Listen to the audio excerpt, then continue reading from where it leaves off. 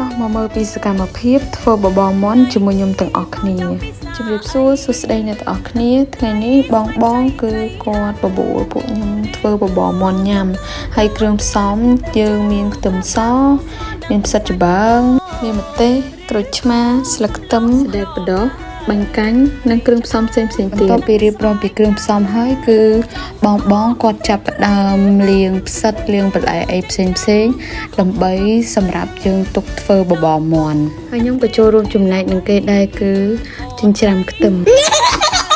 បន្ទាប់ពីរួចរាល់ហើយគឺយើងចាប់ផ្ដើមស្ងោរមាន់ឲ្យឆ្អិនសិនហើយយើងធ្វើការដាំទឹកស៊ុប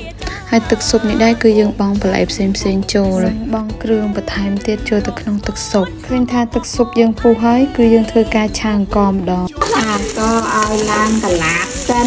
រួចយើងយកអង្ករដែលយើងបានឆារួចទៅបង់ចូលទៅក្នុងទឹកស៊ុបជាក់ស្ដែងនៅក្នុងវីដេអូហ្នឹងគឺបងទេគឺគាត់អ្នកធ្វើមក